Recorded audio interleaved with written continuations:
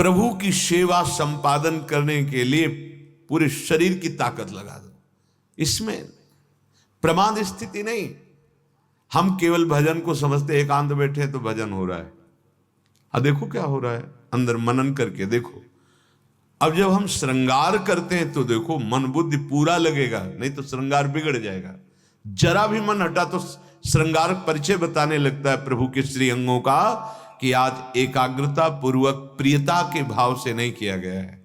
जरा सी वृत्ति बाहर चली जाए तो आपका श्रृंगार बिगड़ जाएगा। पहले मनन होता है, आज ऐसे फूल बंगला बनाएंगे, आज ऐसी पोशाक होगी, आज ऐसी नथ होगी, ये मानसिक हो रहा है। फिर प्रगट में उसमें तन्मयता पूर्वक हो रहा है। परम सिद्ध वर्तमान में भगवदानंद की अनुभूति करने का बहुत प्रबल साधन मिल गया, और यही सिद्धावस्था का अनुभव करा देगा कि जो कर रहे हो ये परम सिद्ध वस्तु है। इसलिए उपासक भगवत प्राप्ति के लिए ये 4 बातें जीवन में बहुत ध्यान पूर्वक, पहला निरंतर नाम जप, दूसरा सत्संग। सत्संग बहुत बड़ी प्रेरणा देता है हमें भगवत प्राप्ति की। असत आचरणों की त्यागने की सामर्थ्य सत्संग से मिलती है।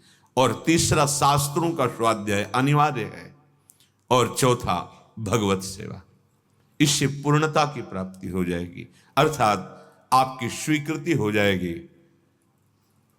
मैं श्री जी की सहचरी हूं, अनुभूत हो जाए, मैं भगवत दास हूं, मैं भगवान का नित्य सखा हूं, या भगवान मेरे करुणा सिंधु पुत्र हैं, या भगवान मेरे माधुर्य निधि प्रीतम है, पति है। जो जिस भाव से भगवान उसी की परिपक्वता कर देते हैं, उसी को दृढ़ कर देते हैं। उपासक भगवत कृपा से प्राप्त सत्संग से जब ये निश्चय कर लेता है कि अब मुझे इस जन्म में भगवत साक्षात्कार करना है, दृढ़ निश्चय, तो आधी यात्रा तो निश्चय से ही पूर्ण हो गई। अब उसे असाधनों का त्याग केवल करना है। साध्य वस्तु स्वीकृति से अनुभव में आती है, पक्का। जैसे हमारी स्वीकृति अभी नहीं है, स्वीकृति देह की है, स्वीकृति मन और इंद्रियों के साथ भोगों में सुख है, ऐसी है। स्वीकृति ये सत्य है, संसार ऐसा हो गया। तो देखो हमें भास रहा है, सत्य भास रहा है, मैं तू मेरा तेरा अच्छा बुरा। स्वीकृति ये इतना कठोर हृदय कर देती है, भाई भाई की छोटी सी संपत्ति के लिए हत्या कर देता है, इतना कठोर हृदय कर देता है, पूज्य जनों का अपमान निरादर बड़ा। यही स्वीकृति इतना सरस हृदय कर देते हैं, जरूरत पड़े तो अपने प्राण दूसरों के लिए देने के लिए। परहित सरिस धर्म नहीं भाई। परम धर्म की स्थिति स्वीकृति से, परम प्रेम की स्थिति स्वीकृति से। विश्वास कीजिए, स्वीकृति ही हमारी गलत हो गई। आत्मबोध स्वीकृति से ही होता है, भगवत प्रेम स्वीकृति से ही होता है। मेरे प्रिया प्रीतम, बस और कोई नहीं। ये स्वीकृति ही तो है, मेरे तो गिरधर गोपाल दूसरो न कोई। स्वीकृति, पर यह स्वीकृति बहुत दुर्लभ स्वीकृति है। जीवन में जब तक 4 बातें नहीं होंगी तब तक ये स्वीकृति भगवत मार्ग की पुष्ट नहीं होती। सबसे पहले निरंतर गुरु प्रदत्त नाम जप, मंत्र चिंतन। दूसरा, इसकी पुष्टता के लिए सत्संग अति अनिवार्य है, अति अनिवार्य है। सत्संग नहीं तो भजन नहीं बन सकता।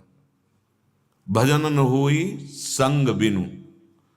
अगर भजनानंदी महापुरुषों का संग नहीं, भजन नहीं बन सकता। पहला, निरंतर नाम जप सदगुरु प्रदत्त, ये दिव्य स्वीकृति के लिए अत्यंत अनिवार्य है। दूसरा, भगवत प्राप्त महापुरुषों की वाणी का अर्थात सत्संग का नित्य श्रवण। तीसरा, शास्त्र स्वाध्याय, आचार्य वाणी, महापुरुषों की वाणियों का एकांत में स्वाध्याय मनन सहित। और चौथा, सेवा, गुरु सेवा, इष्ट सेवा, परिवार की सेवा, समाज की सेवा, राष्ट्र की सेवा, विश्व की सेवा। ये चार ऐसी महामहिमामयी साधन वृत्ति है जिससे ऐसी दिव्य स्वीकृति होगी कि असाधन अपने आप मिट जाएगा और दिव्य साधन संपत्ति प्रकाशित हो जाएगी। पहला, गुरु प्रदत्त नाम मंत्र, अभ्यास निरंतर का। दूसरा, महत्पुरुषों का संग, सत्संग। तीसरा, अध्यात्म वृत्ति को पुष्ट करने वाले महापुरुषों की वाणी, शास्त्रों का स्वाध्याय नियमित रूप से। और चौथा, सेवा। ये आपकी स्वीकृति को बदल देंगे।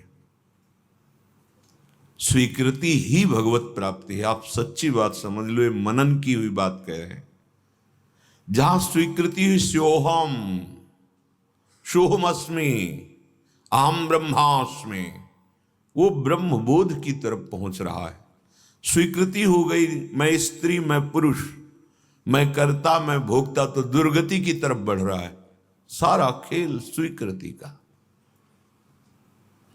बड़ी महिमा इस स्वीकृति की है, पर यह स्वीकृति बड़ी दुर्लभ है जो असत स्वीकृति को मिटाकर सत्य में स्थित कर दे। यही स्वीकृति, तभी कहते भगवत प्राप्ति बहुत सरल है, बस ये स्वीकृति नहीं होती। लाख उपाय करो, बार बार यही बना रहता है, मैं पुरुष हूं, मैं स्त्री हूं, मैं ये भोगा, मैं ये भोगूंगा, मैंने ये किया, मैं ये करूंगा, मेरे पास ये है, अब मैं ये प्राप्त कर लूंगा, बस लोकवत। इसी स्वीकृति से हमारी दुर्दशा हो गई। कैसे लोक में हाहाकार मचाए है, माया तांडव किए हैं। राग, द्वेष, ईर्ष्या, मत्सरता, लोभ, मोह, काम, क्रोध नष्ट किए हुए, और उससे वो सुख समझ रहे हैं। माया के दासत्व से मुक्त होना ही नहीं चाहते, स्वीकृति बदलना ही नहीं चाहते। ऐसा प्रभाव कुमति का छा गया है कि सुमति द्वारा स्वीकृति करने की हिम्मत नहीं पड़ रही।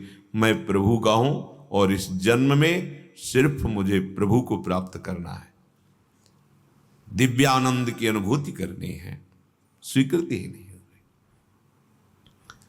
गरज रहा है श्रीधाम वृंदावन पावन करने के लिए, गरज रहा है राधा नाम, कैसा भी महापतित हो। निकुंज विहारिणी श्यामाजू का ये नाम समस्त पापों का नाश करके हृदय में प्रेम प्रकाशित कर देता है। श्रीपाद कह रहे हैं, श्रीधाम वृंदावन को सुना था, यहां आया तो मेरा मन ही चुरा लिया गया। मुझे पता है किसने चुराया है, किशोरी जी ने। कह रहे, वृंदावन गहन वने राधे ममहारितम मनोरत्नम लब्धम त्वयैव नूनम स्मित मधुरम देहि दासोस्मि। बड़ा गहन वन है वृंदावन, जब यहां आया तो मेरा मन रूपी रत्न चुरा लिया गया।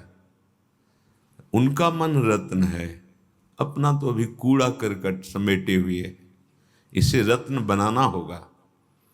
जिसका मन निर्विकार है, निरपेक्ष है, किसी भी तरह की कोई लौकिक पारलौकिक आशा नहीं है, एकमात्र सच्चिदानंद प्रभु में लगा हुआ है, वो मन रत्न है।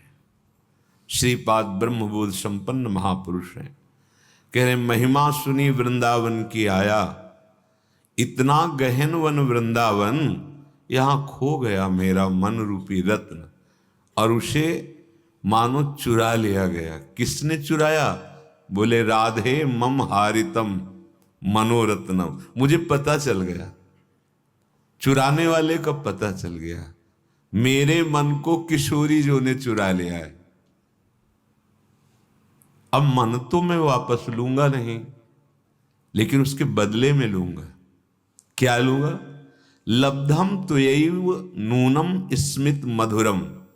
पहली बात, आप हमारे सामने प्रकट हो और मंद मुस्कुरा दे, और फिर देहि दासोष्मी, मुझे ऐसी ठसक दे दीजिए कि मैं आपका दास हूं। बस मैं लाडली जी की चरणारविंद की एक एक वृत्ति से अपने मन को देखना चाहता हूं, जिसको चुरा लिया गया। मनो में राधाया पद मृदुल पद में निवसतु। बस श्री किशोरी जी के गोरे चरणारविंद के तलवे के नीचे मेरा मन बना रहे। ये बड़ा महामहिम धाम है। बहुत कम साधना से बहुत उच्च कोटि की अवस्था प्राप्त हो जाती है। परम पद मथुरा में प्राप्त हो गया था ध्रुव जी को। जो ध्रुव जी आए, मधुवन आए, मधुपुरी, मथुरापुरी में। ये वृंदावन है, ये महाप्रेम प्रदान करने वाला है। बस जितना समय बचा है, आप सच्ची समझिए, आगे आपको भजन का समय नहीं मिलेगा। वायु दूषित, जल दूषित,